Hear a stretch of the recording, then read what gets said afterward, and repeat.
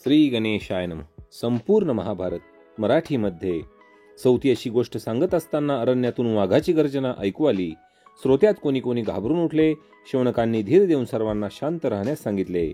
नैमिष अरण्यातील रक्षक सैनिक वाघाचा समाचार घेतील. विप्रकुमारांनो, तुम्ही मुळूच भिवू नका. शौर्यांच्या गोष्टी ऐकताना मग जरा तरी धीटपणा दाखवा. सभेत हास्याच्या लहरी उठल्या. सर्वजण पुन्हा ऐकू लागले. निरोप घेताना अर्जुनाने धर्माला वंदन केले. सौती सांगू लागले, जा यशस्वी हो. इंद्रासह सर्व देवतांना प्रसन्न कर. अशी विद्या शिकून ये की द्रोणांनी सुद्धा शिष्याकडून पराभवाची इच्छा धरावी. धौम्यांनी आशीर्वाद दिला. जाताना तो द्रौपदी जवळ गेला तेव्हा द्रौपदी म्हणाली, नाथ, मी तुम्हाला जावे असे कसे सांगू, पण तुमच्यावरच सर्व बंधूंचे व माझे कल्याण अवलंबून आहे. त्या कौरवांनी माझी केलेली विटंबना तुम्हीच धुवून काढाल, पण तुम्ही नसताना मी इथे कसे दिवस काढू. मला खाणेपिणे गोड लागायचे नाही. तुमच्या वाटेकडे डोळे लावून बसेल. पुन्हा दृष्ट भेट केव्हा होणार. तुमच्या कार्यात वसु, रुद्र, आदित्य, साध्य, विश्वेदेव सर्वजण सहाय्य करोत. धर्म म्हणाला, अर्जुना, इंद्रयोग नावाचे एक उपनिषद मी जाणतो. त्याची तुला दीक्षा देतो. त्याने तुझे मन पटकन एकाग्र होईल. तुला अस्त्रज्ञान चटकन मिळेल. देवता अनुग्रह करतील. सदाचाराने तप कर. सशस्त्र राहा. सतत उत्तरेकडे जा. इंद्राजवळ सर्व देवांनी दिलेली वृत्त हननाची अस्त्रे आहेत, ती तू मिळव. श्रोतेजन हो. अर्जुन निघाला. तो निरंतर उत्तर दिशेने जात राहिला. त्याने जो इंद्रयोग आत्मसात केला होता त्यामुळे त्याच्या वाटेत कोणीही त्याला अडवले नाही. हिमालय मागे टाकला. गंधमादन मागे टाकला. उत्तरेकडचे अनेक पर्वत मागे टाकले. तो मग इंद्रनील पर्वतावर दुर्गम प्रदेशातून जात होता तेव्हा एकाएकी त्याला एक गंभीर ध्वनी ऐकू आला. थांब, इथेच थांब. कोणाचा आवाज इतस्तः दृष्टी टाकत अर्जुन थांबला. तो पहा, एका वृक्षाच्या बुंद्याशी एक तेजपुंज तपस्वी, पिंगट वर्ण, भरपूर जटा, दाढी, कृश शरीर, उभट मुखाकृती. अर्जुनाने पुढे होऊन विचारले, आपण कोण? तू कोण? क्षत्रिय? इथे शस्त्रे काय कामाची? हर्ष क्रोध यांचे इथे काय काम? युद्धाचे हे स्थान नाही, हे तपश्चर्येचे स्थान आहे. तू तेज व बलयुक्त आहेस म्हणून येथे आलास. नाहीतर काय? अर्जुनाने हात जोडून विचारले. नाहीतर केव्हाच मेला असतास. तू इथेच राहा किंवा मागे फिर. पुढे जाऊन काय मिळणार तुला? म्हणजे आपण कोण आहात? तरी कोण? मी इंद्र आहे. तुझ्यावर प्रसन्न आहे. वर माग. वर? आपण इंद्र आहात? तर मग आपण सर्व शस्त्रास्त्रे मला द्या. त्यासाठीच मी निघालो आहे. अरे, अस्त्रे कशाला? इति कर्तव्यता म्हणजे स्वर्ग व मोक्ष हे दोन्ही मी तुला देतो. नकोत. मला वडील बंधूंच्या आज्ञेत राहणेच जास्त मोलाचे वाटते. पृथ्वीवर मी जर बंधूंना तसेच अरण्यात सोडून दिले व वैराचा प्रतिशोध घेतला नाही तर सर्वत्र अपकीर्ती होईल. धन्य अर्जुना, कर्तव्य पालन श्रेष्ठ समजतोस. तुला अस्त्र देणे कैलासनाथ शंकरांच्या कृपेने घडेल. तू शंकरांना प्रसन्न कर. त्यांचा साक्षात्कार होईल. मग तुझे मनोरथ पूर्ण होईल व तू पुन्हा स्वर्गात मला भेटशील. इतके बोलून तो तापसवेशातला इंद्र गुप्त झाला. अर्जुनाला शंकरांचे दर्शन कसे झाले ते आता पुढील गोष्टीत ऐका. त्यानंतर सौती व शौनक थोडा वेळ विश्रामासाठी उठले. श्रोते बसून राहिलेच होते. श्रोते, आपण आता महाभारतातील जे तिसरे पर्व आहे, वनपर्व, त्यातले प्रकरण 4 पाहणार आहोत. किरातार्जुनीय. सौती व शौनक पुन्हा स्थानापन्न झाले. सौती गोष्ट सांगू लागले. इंद्राचा आशीर्वाद मिळाला. अर्जुनाचा उत्साह वाढला. तो तप करण्यासाठी घोर अरण्यात शिरला. तेव्हा पुरुषाचा पराक्रम अपेक्षून देवतांनी पुष्पवृष्टी केली. मेघांनी विजेचे दीप लावले. वृक्षांनी फांद्या वाकवून वंदन केले. पशूंनी भय धरून गह्वरांचा आश्रय घेतला. वरून पक्षी उडत येऊन आपले मनोगत सांगू लागले.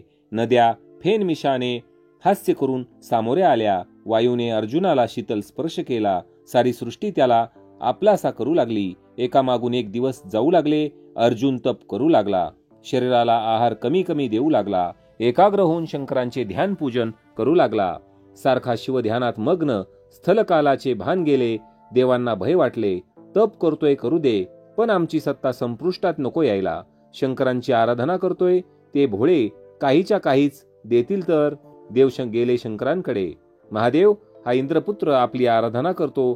काय हवे आहे त्याला? त्यांनी शंभूंना विचारले. त्याला काय हवे आहे ते मी देणार आहेच.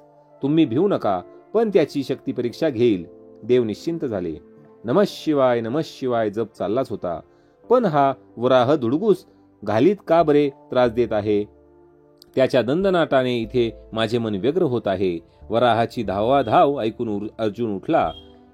एकदा याला मोक्ष देतो असे म्हणून त्यांनी धनुष्य सज्ज केले. बाण लावला.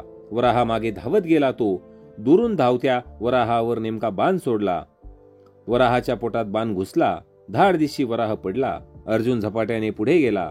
ते धूळ भूमीवर पडले होते. आचके देत होते. अरे पण हे काय? हा दुसरा बाणही त्याच्या अंगात अगदी मानेत शिरलाय. हा कोणी मारला? तो वराह कोणी मारला? आणि हे काय? वराहाच्या ठिकाणी एक राक्षस. पुढे जाऊन पाहता पाहता मागून विचित्र गंभीर आवाजात गर्जना ऐकू आली. हात लावू नकोस, मागे हो. ही माझी मृगया आहे. माझ्या बाणानेच हा दैत्य मेला आहे. कोण देतोय आव्हान? मागे वळून पाहिले तो भव्य काळाक भिन्न किरात. केवढा उंच आणि पलीकडे किती स्त्रिया त्यांच्या सारख्याच. कोण हा मला अडवणार? धनुष्याची दोरी वाजवीत अर्जुनाने त्याला ढकलले. आव्हान देतो नि मला, अजिंक्य धनुर्धार्याला. पण किरात ढकलला गेल्यासारखा जरा सरकला आणि तत्काळ त्याने धनुष्यबाण सरसावून आव्हान दिले. स्त्रिया कलध्वनी करीत वृक्षांच्या मागे दूर जाऊन पाहत राहिल्या. अर्जुन व किरात यांचे तुलूम युद्ध झाले. सपासप बाण सुटत होते, पटापट तुटत होते. असंख्य बाणांनी वृष्टीच अर्जुनाने केली. काय चमत्कार! किरीताच्या अंगावर बाण पडत होते पण त्याला लागत नव्हते. जणू फुले एखाद्या कड्यावर पडावीत. हा रानटी माणूस जराही भीत नाही. यक्ष देव यांनाही माझे बाण सहन करता येणार नाहीत. अरे बाण संपले. हा तसाच स्थानू. आता मात्र धनुष्यानेच आघात करावा. पण धनुष्य मोडून पडले. आता हे खग मारतो डोक्यावर. एक घाव घालतो. खन छे खडकाचे 2 तुकडे. ही शिळा बरी सापडली. ही मारली फेकून तर डोकेच फुटेल याचे. घे ही आली. अरे हे काय? पाशानही याला काही करू शकत नाही. झाडाचा तडाखा घे आता. आश्चर्य आहे, त्याचाही काही उपयोग नाही. हा आपला उभाच. ते आता स्वतःच धावून जातो अंगावर. अर्जुन जोराने त्याच्या अंगावर धावला. त्याला घट्ट धरून चूर्ण करण्यासाठी बाहूंनी आवळले. खदखदा हसून किराताने एकदाच अर्जुनाला आवळले. तो या वीराचे प्राण कासावीस.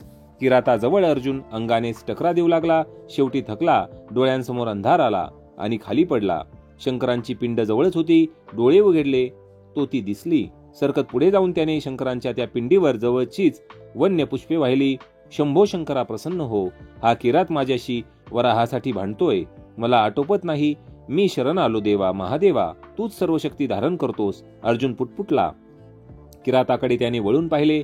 तो काय? इकडची रानफुले तिकडे कशी गेली?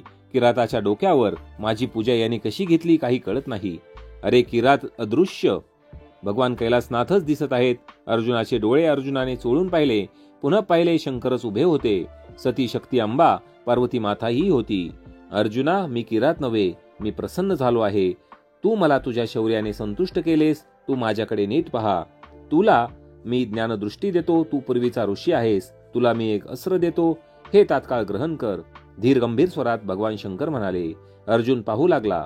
शक्तीसहित भगवान शंकर संपूर्ण तेजात विराजत होते. गुडघे टेकून शंकरासमोर अर्जुन नम्र झाला. हात जोडून सद्गतीत स्वरात स्तुती करू लागला.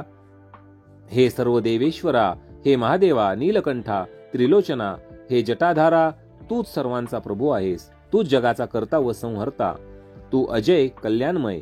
तू विश्वमय. दक्षमखांतका, पिनाकपाणी, मायातीता. अर्जुनाने स्तुती करता करता डोळे मिटले व म्हणाला, मी अज्ञानी आपल्याशी युद्ध केले. क्षमा करा महादेव, क्षमा करा. डोळ्यातून अश्रू अर्जुनाच्या ओघळत होते. तर श्रोते हो, या पुढील जी कथा आहे महाभारताची ती आपण पाहणार आहोत भाग 64 मध्ये. चॅनलवर नवीन असताल तर चॅनलला सबस्क्राईब करा. धन्यवाद.